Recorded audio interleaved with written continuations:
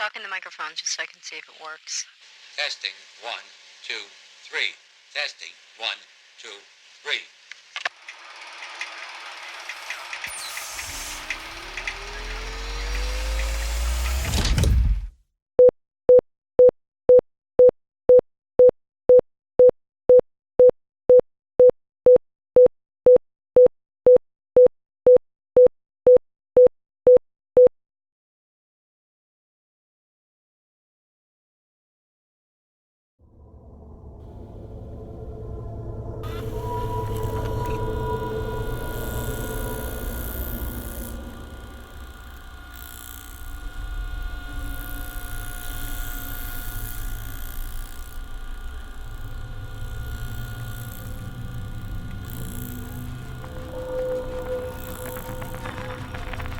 Un rizoma no comienza y no termina. Siempre está en el medio, entre las cosas. Es un ser entre, un intermezzo. Existen los rizomas planta, los rizomas bulbo o los rizomas libre. Un rizoma es una patata. Este film es un rizoma.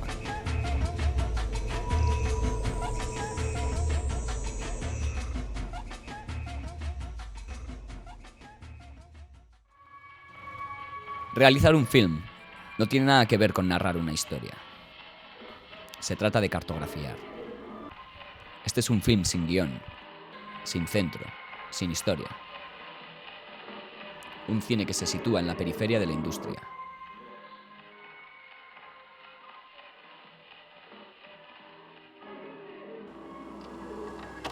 O gengibre é uma planta originária da Ásia, conhecida há mais de 2000 anos. A parte aérea atinge uma altura de 80 centímetros a 1 metro. Apesar de ser chamado de raiz, o gengibre, na verdade, é um rizoma, ou seja, um caule que cresce embaixo da terra. A planta gosta de temperatura elevada.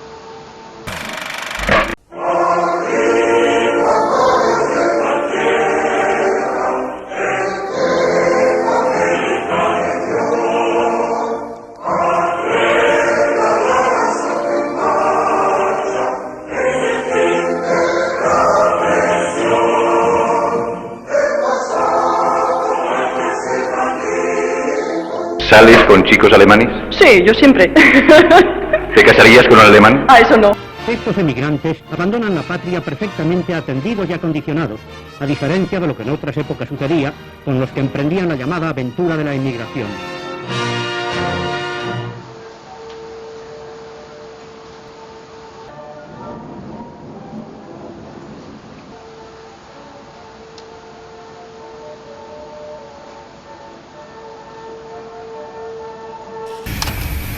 Ou bien je pourrais poser la question autrement. Qu'est-ce que c'est avoir une idée au cinéma? Si l'on fait du cinéma o si l'on veut faire du cinéma, qu'est-ce que c'est avoir une idée? Esta película, en todo caso, pretende ser un diario de mis repercusiones, de mis arrebatos, de mis alegrías y de mis anhelos, pero también de mis dudas, miedos y frustraciones. Uno escribe porque necesita responder a un impulso de escribir, porque cree que está obligado a expresar determinada realidad, o a indagar en la memoria de ciertos hechos, tratando con ello que no sean devorados por el olvido. Al escribir, uno revela sus heridas, sus cicatrices, esas que por otro lado te recuerdan que estás vivo. Escribir es un viaje solitario que conlleva todos los titubeos, incertidumbres y sorpresas propios de cualquier aventura. Escribir es también fabricarse una identidad, o dicho de otro modo, el narrador de mi película sostiene que se trata de un relato real, pero el relato real es imposible, porque existe un punto de vista, porque al contar algo siempre existe una selección de hechos subjetiva. El relato real es imposible, porque en la medida en que uno escribe, está haciendo ficción.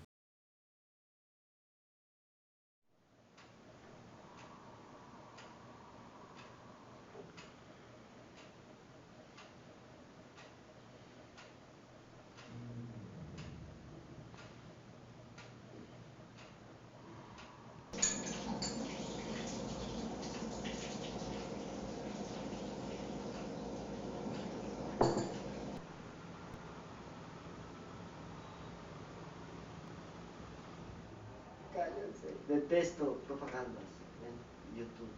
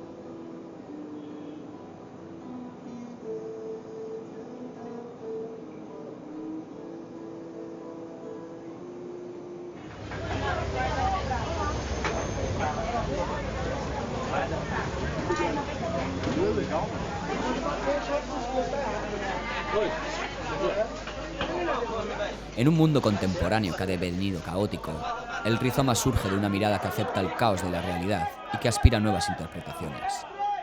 El comercio callejero, los rastros o el top manta son fenómenos rizomáticos.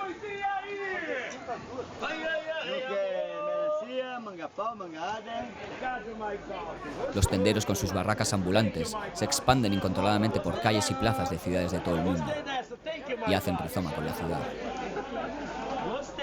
Se trata de un proceso, de una estrategia. Su distribución es orgánica y sin jerarquía, sin centro. Es nómada y no es estable. Su esencia es temporal y efímera. Se sirven de estructuras ligeras y toldos que aparecen y desaparecen, se montan y desmontan.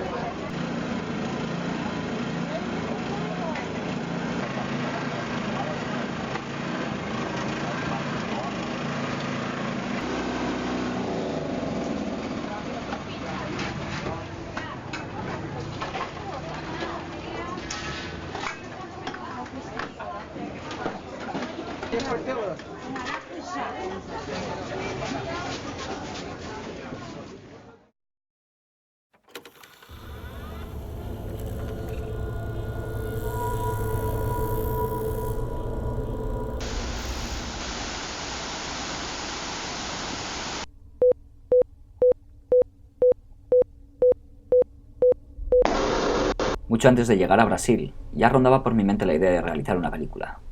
Viajar, salir de la zona de confort y partir en busca de una historia, de una aventura. Una vez llegado a Brasil, comencé a grabarlo todo de forma compulsiva, sin tener una idea muy clara al principio de qué tipo de película quería hacer. ¿Un documental? ¿Una película experimental tal vez? ¿Un drama en 5 actos? Tras esa primera experiencia catártica al pasear por las calles de Vidigal y descubrir que las favelas son un gran rizoma urbano, tuve muy claro qué tipo de película quería hacer. Debía realizar una película rizomática. Pero realizar una película rizomática no tiene nada que ver con narrar una historia. Un film rizomático no es un producto que podamos definir por sí mismo, sino una forma de trabajar con y sobre un material audiovisual. El vídeo como técnica de investigación artística, política, urbanística o etnográfica debe de tener siempre en cuenta el proceso por el cual se han obtenido las imágenes, el contexto de filmación, su edición y la posterior exhibición del film. Un film rizomático es autobiográfico, reflexivo y participativo. El cineasta se adapta y aprende el contexto, y en este sentido, su trabajo es muy distinto al de un director de cine. El cineasta participativo se adapta al medio, no dirige la puesta en escena, filma lo que sucede, reflejando la interacción de los actores con la cámara, incluyendo incluso al realizador. Por otro lado, esta película pretende también poner en duda los modelos de representación cultural, con el objetivo de desenmascarar los mecanismos de control que intentan legitimar e imponer un determinado discurso ideológico a las sociedades contemporáneas.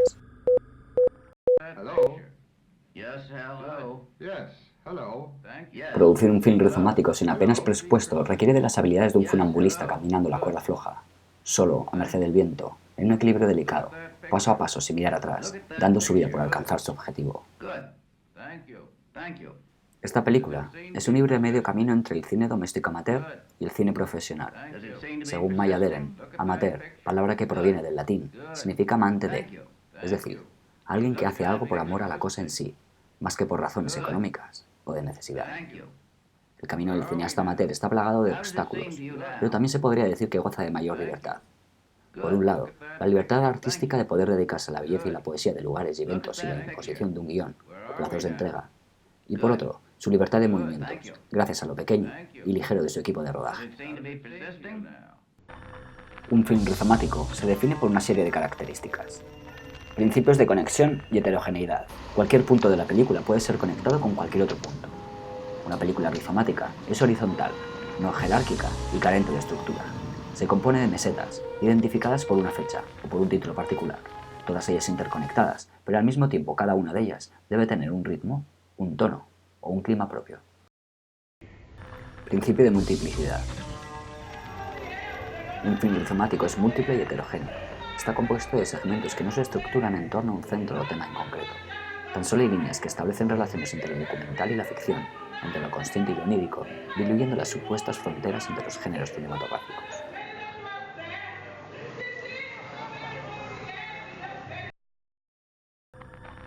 Principio de ruptura significante. Un film rizomático no tiene ni principio ni fin, siempre está en el medio. Carece de guión. Como no sigue la estructura clásica de presentación, nudo y desenlace, puede ser interrumpido en cualquiera de sus partes, pero siempre recomenzará según esta o aquella de sus líneas, o según otras.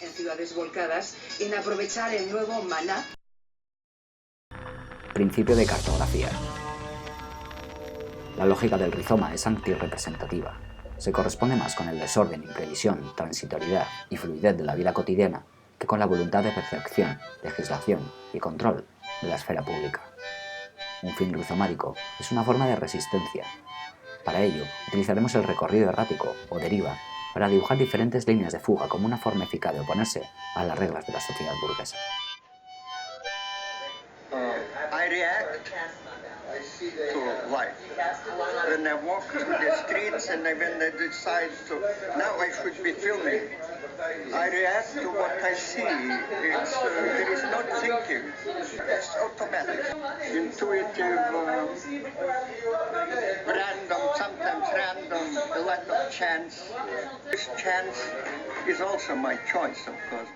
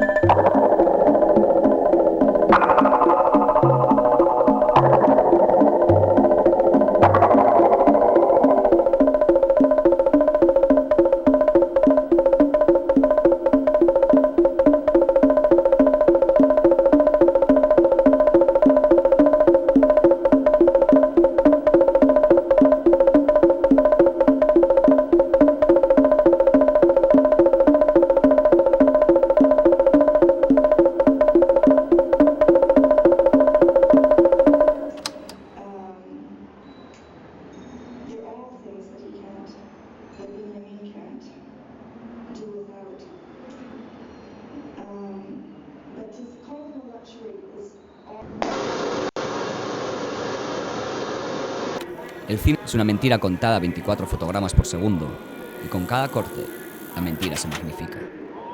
Precisamos de un tipo de cine conspirativo, como un esfuerzo consciente y colectivo por descifrar el lugar en el que estamos y los paisajes y formas a las que nos enfrentamos en nuestra sociedad. Pero, ¿cómo enfrentarse al horror cuando el arte asiste ensimismado al fin de su propia utopía? ¿Puede el acto creativo ser una forma de resistencia? ¿Sería esta la verdadera función del arte? Y si fuera así, ¿dónde colocaríamos la cámara? ¿Cómo filmaríamos desde un principio estético de resistencia? Y en todo caso, ¿se puede pensar en un arte que escape de su propia reificación? En definitiva, ¿es este de nuevo un tiempo en el que es necesario, primero, hacer film políticos y segundo, hacer políticamente los films? I will not make a boring film. I will not make a boring film. I will not make a boring film.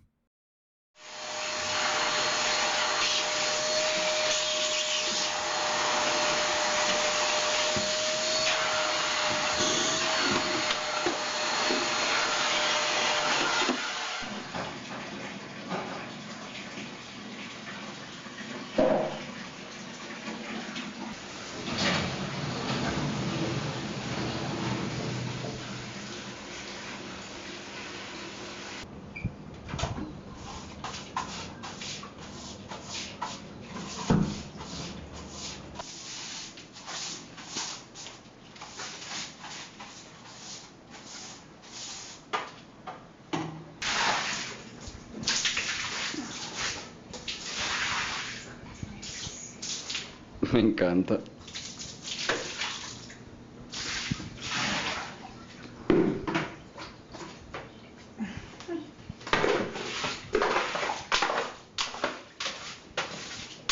Você pede para comprar outro rolo, tá? Tá. Porque esse aqui tá ruim. Vou trazer. Esse aqui é de borracha. Essa borracha mais mazinha, né? Isso. Já vi.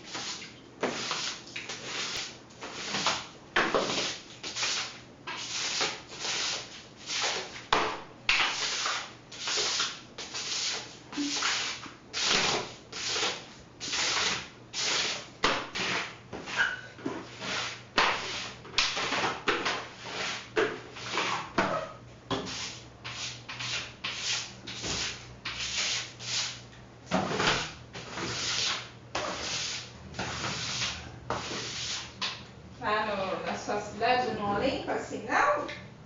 Não. Não? Por isso que você está filmando? É. Ah. Lá limpa como? Com as fregonas, como expliquei antes. Ah, com esfregão. Um esfregão.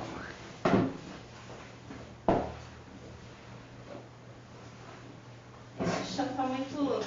Não pode jogar muita água nele.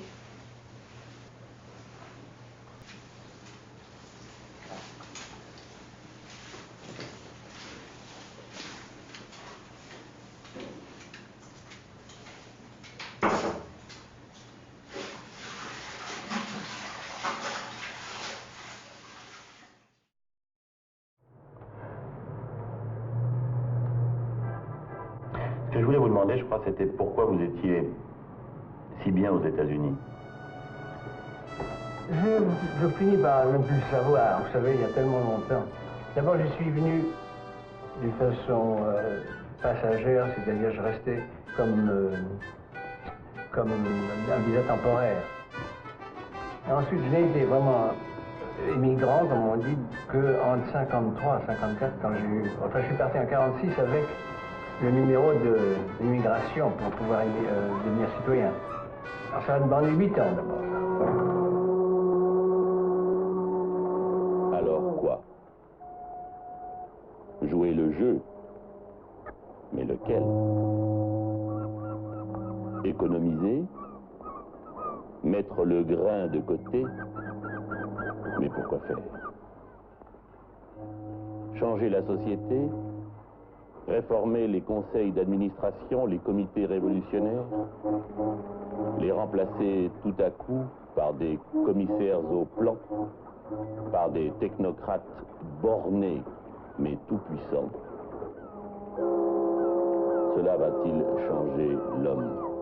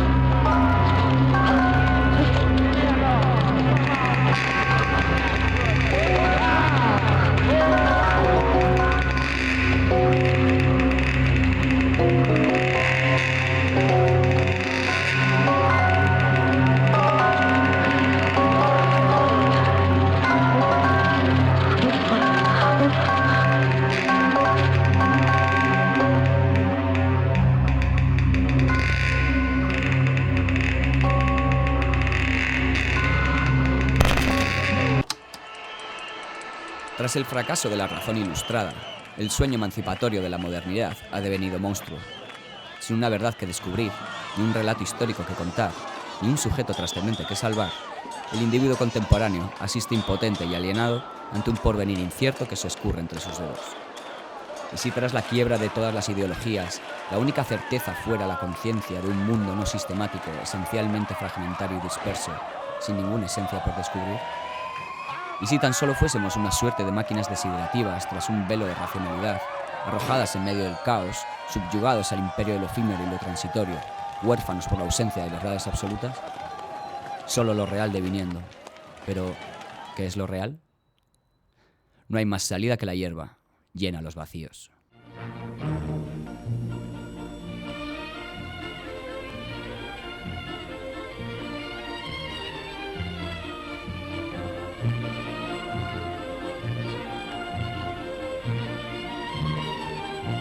Isto é São Paulo, a capital do trabalho, o gigante de concreto armado que dia a dia se torna maior. Contemplamos com os olhos maravilhados a cidade que mais cresce no mundo. E cresce em todas as direções, para os lados e para o alto. Arranha-céus, novas avenidas, bairros novos. Cresce também em massa humana. Com pouco mais de 1 milhão de habitantes em 1940, aproxima-se hoje dos 2,5 milhões. Acontece, porém, que na marcha vertiginosa de seu crescimento, há dramas que não se podem ocultar. E entre estes, a luta pelo transporte em São Paulo.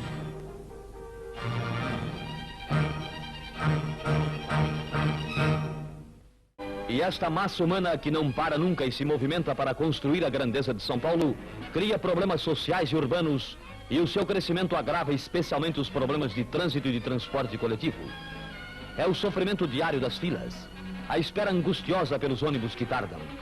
Eles já não bastam, porque o seu número não cresceu no mesmo ritmo vertiginoso da expansão da cidade. E apesar de tudo, eles aumentaram muito. Somente a CMTC, nos últimos 5 anos, elevou 100% o número de ônibus e trolleybus em circulação e aumentou 125% o número de lugares oferecidos ao público. Mas São Paulo continua nas filas. Gente cansada de um dia de luta, vive ainda o drama da falta de transporte, especialmente na hora do rush, a hora crítica de todas as cidades do mundo, sobretudo de São Paulo, com sua topografia acidentada, seu trânsito difícil. Quando chegará o dia em que São Paulo não verá mais quadros como esse? Of Brazil's 7 principal cities, Belém, Recife, Bahia, Belo Horizonte, Rio de Janeiro, Porto Alegre, São Paulo ranks second. Situated about 300 miles from Brazil's largest city, world-renowned Rio de Janeiro, about 50 miles inland from Brazil's largest port, Santos, the city of São Paulo, with its 1,300,000 inhabitants, is today the leading industrial city in Latin America. Starting at Santos early in the 16th century, a handful of Jesuit priests laboriously ascended about 2,500 feet of the precipitous escarpment known as the Serra do Mar. On the plateau above, at the Indian village of Piritaninga, they established a mission. On January 25, 1554, these hardy pioneers celebrated their first Mass. It was the anniversary day of the conversion of St. Paul, and hence the new city was christened St. Paul, or as they say in Brazil, São Paulo. Great and glorious has been São Paulo's history. The Ipiranga Monument, built and dedicated to freedom. Here on September 7, 1822, young Prince Regent Pedro of Portugal rose in his stirrups and raised the famous cry, "Independence or death," which made Brazil forever free of Portugal. On a hilltop overlooking this monument, appropriately stands the Ipiranga Museum, one of Brazil's notable cultural institutions and housing an historic record of over 400 years of Brazil's civilization. Yes, bigger and better and more is the slogan of the Paulista, as from day to day he continues to change the skyline of his city.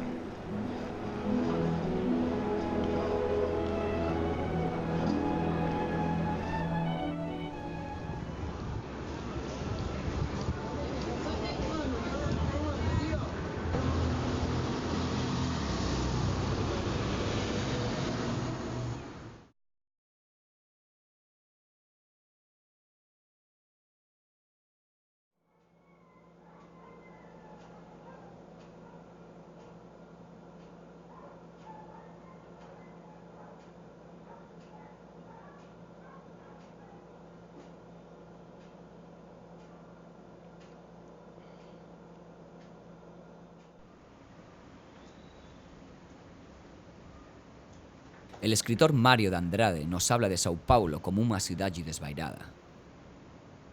Una ciudad sin juicio, sin rumbo, desnortada.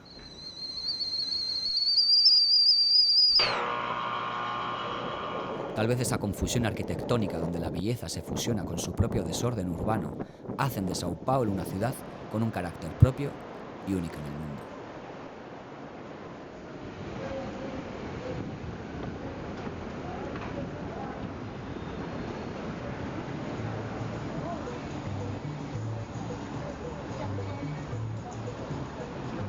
Con sus más de 20 millones de habitantes, ha crecido de forma descontrolada a la sombra del poscapitalismo industrial, hasta convertirse en la cuarta ciudad más poblada del planeta.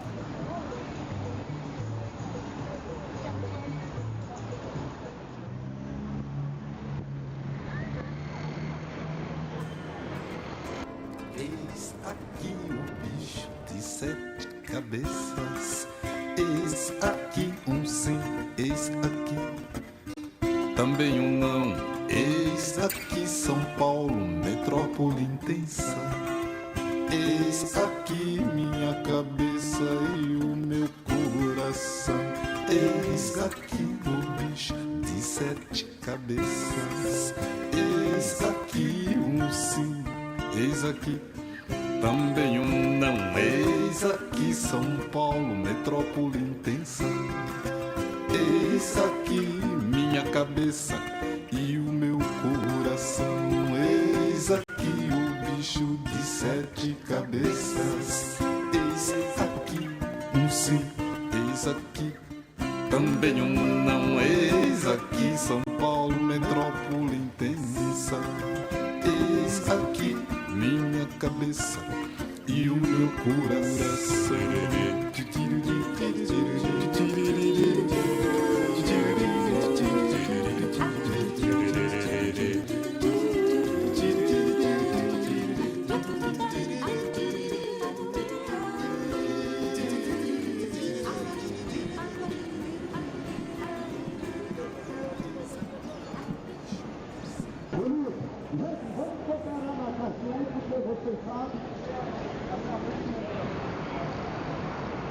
Caneta pra marcar CD, DVD é o real. Você conseguiu achar a pulseira? Muchas ciudades se pueden encontrar dentro de una misma ciudad, algunas de ellas visibles y otras invisibles. Ciudades nómadas, Ciudades laberinto. Todas ellas son múltiples, heterogéneas, excéntricas, rizomáticas y ambiguas. El 14 de abril de 1927, en París y bajo un aguacero torrencial, Dada organiza una visita a la iglesia de Saint-Leu-le-Pauvre. Con esta acción, los dadaístas pretendían iniciar una serie de incursiones urbanas a los lugares más banales de la ciudad. La ciudad se convertía así en paisaje, en un espacio simbólico que debía llenarse de sentido y no de cosas.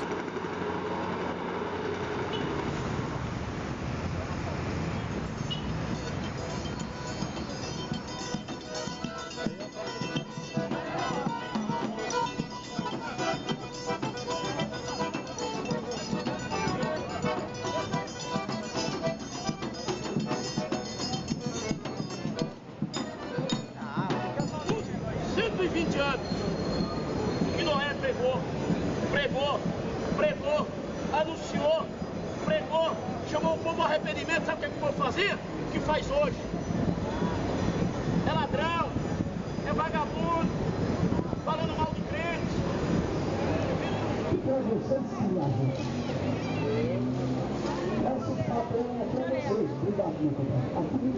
Te dá o nome dos dois amigos falsos. Fabrício, se eu te contar o certo é verdade que tu gostar, tu deixou um agrado? Quando tu deixou na mesa da Baiana? Tem a vida comprida, tem um coração bom, amoroso, vai durar por muitos anos de vida se tu trabalhar a pensar. Amigo dos teus amigos, mas sem contrato de falsidade. Gosta de dever, gosta de pagar, mas quem te deve não te gosta não. Você é casado ou é solteiro? Solteiro. Tem dois amores que são amigos que te amam, te gostam, uma clara e uma morena.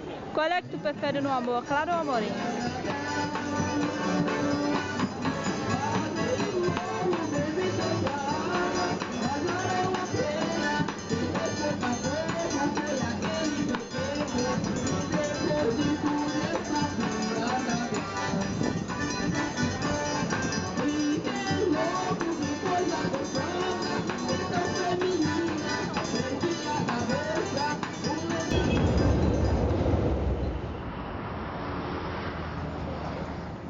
Walter Benjamin describía al flaneur como la figura esencial del moderno espectador urbano, un detective aficionado y un investigador de la ciudad.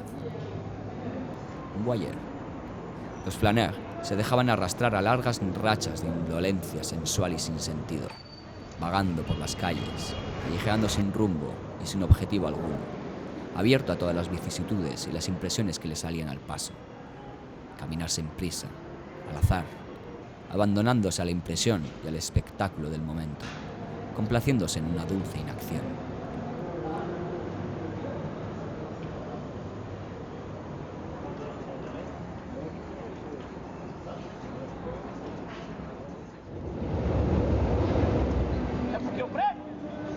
Ya en el Génesis, tras una primera división sexual de la humanidad con Adán y Eva, le sigue una segunda generación dividida en función del trabajo. La labor de Caín consistiría en labrar la tierra y la de Abel en el pastoreo de los rebaños. Como consecuencia de esta primigenia división del trabajo, se produjo también una diferencia en los usos del tiempo y del espacio, y por lo tanto, dos maneras distintas de habitar el mundo, los nómadas y los sedentarios. O reino de Deus está dentro de cada um. Só depende de você. La labor de Caín estaba dedicada mayormente al trabajo físico, por lo que se trataba por entero de un tiempo útil productivo. Y bueno, ya saben cómo acabó la historia. Caín acusó a Abel de allanamiento de morada y lo mató, condenándose a sí mismo a un eterno vagabundeo por las desérticas tierras del país de Nod, a causa de su fratricida pecado. Y cuando labres la tierra no te dará sus frutos, y andarás por ella fugitivo y errante.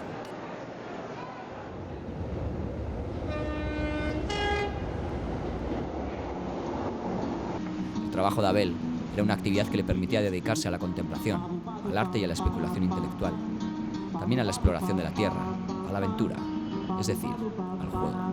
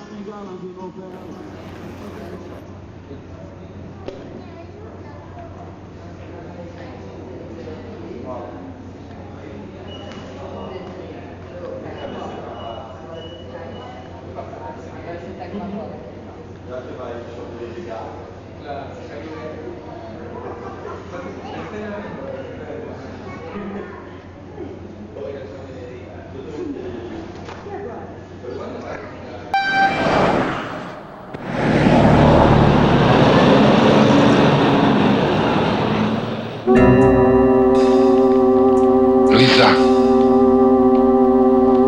Luisa. Luisa.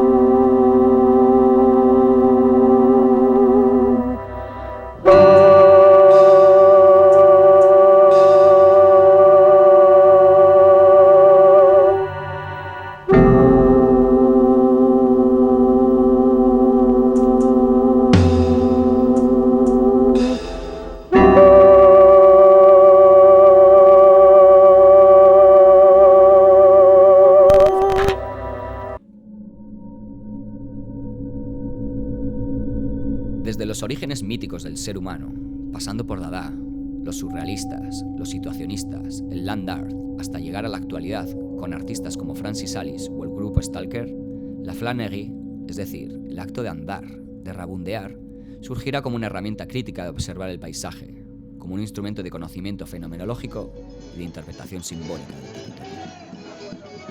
Caminar, deambular sin rumbo, como el flaner de finales del siglo XIX, que rebelándose contra la modernidad, perdía el tiempo deleitándose con lo insólito y lo absurdo de la ciudad. Para el flaner, la multitud es su elemento, se mezcla entre el gentío, se cuela entre los intersticios de la ciudad. Maestro en el gozo de observar, paseante solitario, sigiloso, forma parte de algo y al mismo tiempo se encuentra aparte de ese algo. Es importante no dejarse engullir por el torbellino urbano, hay que saber mantener una distancia.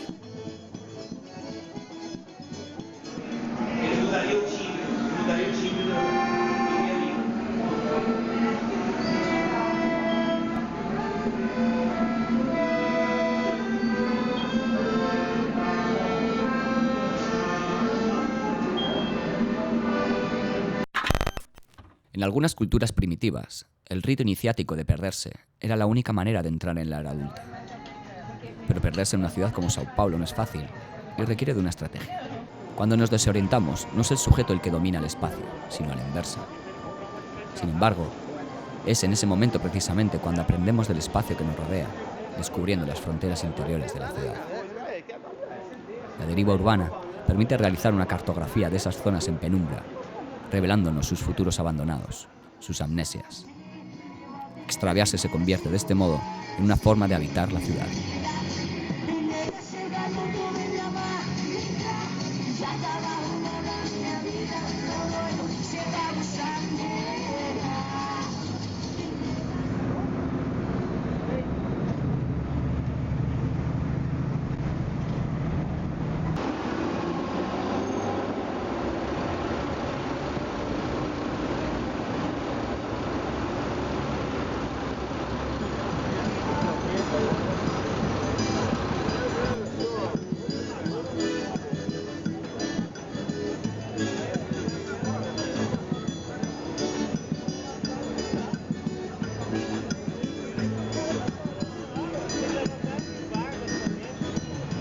Transferência para linha 3, vermelha do metrô.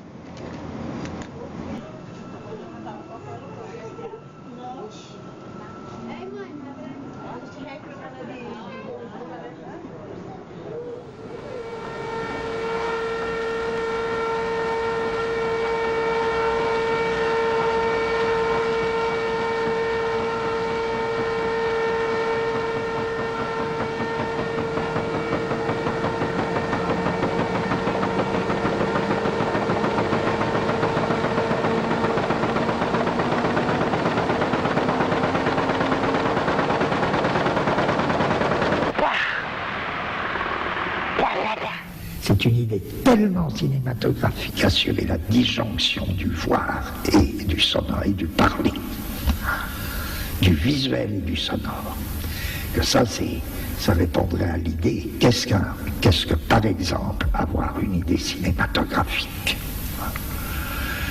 Et tout le monde sait en quoi ça consiste, je le dis à ma manière.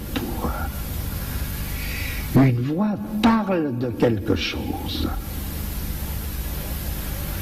En même temps, donc, on parle de quelque chose. En même temps, on nous fait voir autre chose. Et enfin, ce dont on nous parle est sous ce qu'on nous fait voir.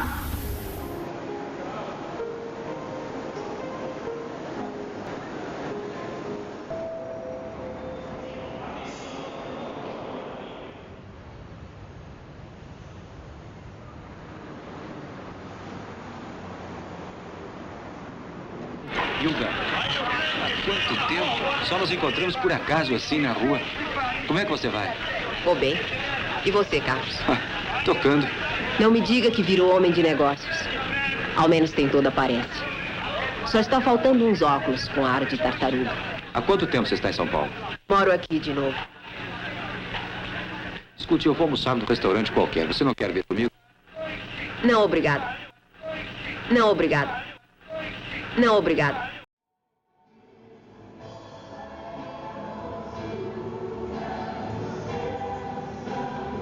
Los paulistas son un pueblo muy laborioso, pero después de una extenuante semana de trabajo, miles de personas abandonan la ciudad para dirigirse a la costa, en busca de descanso. La ciudad queda casi desierta. Yo continúo con mis derivas urbanas deambulando por Sao Paulo, conociendo sus barrios y sus gentes. Como hoy es domingo, pasaré el día como miles de paulistas en alguno de sus muchos parques.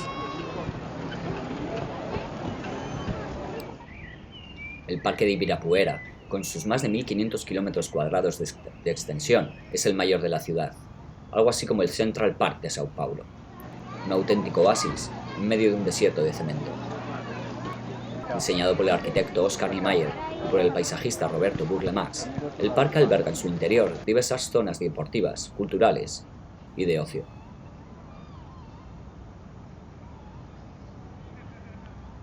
La soledad y la calma que se respira en el parque durante los días laborables contrasta con el ajetreo y el bullicio de los fines de semana.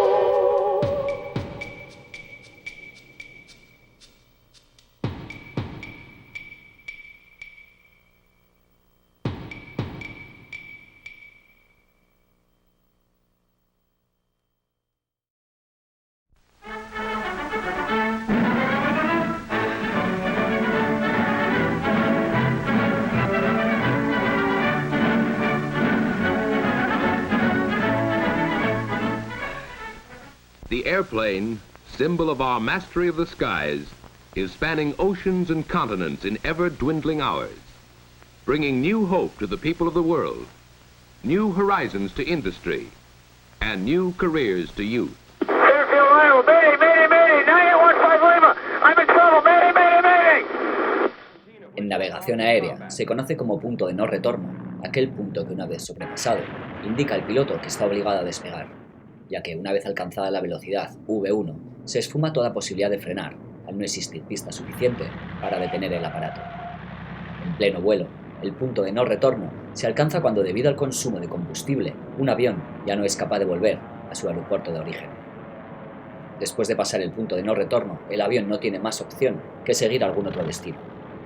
Por ello, al alcanzar el punto de no retorno, el piloto adquiere un compromiso muy importante: abortar o continuar con la maniobra.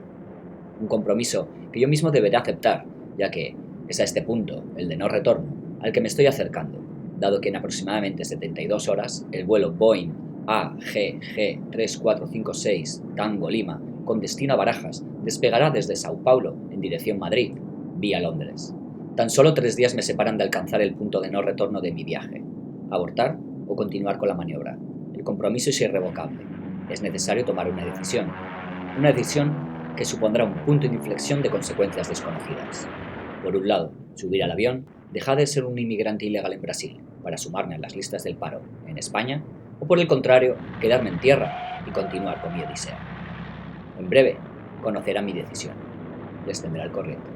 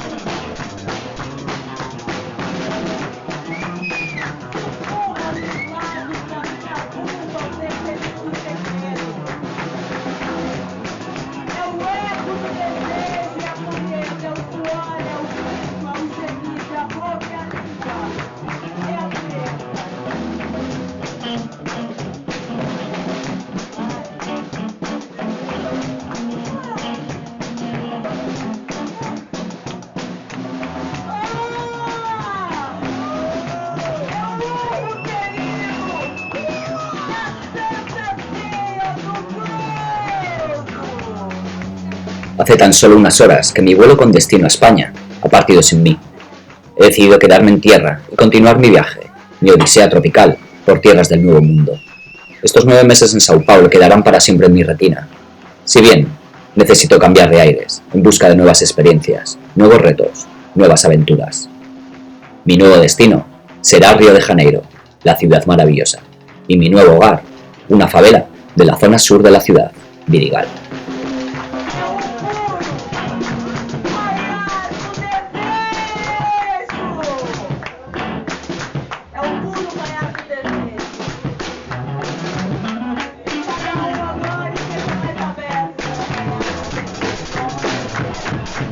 Ai, que café,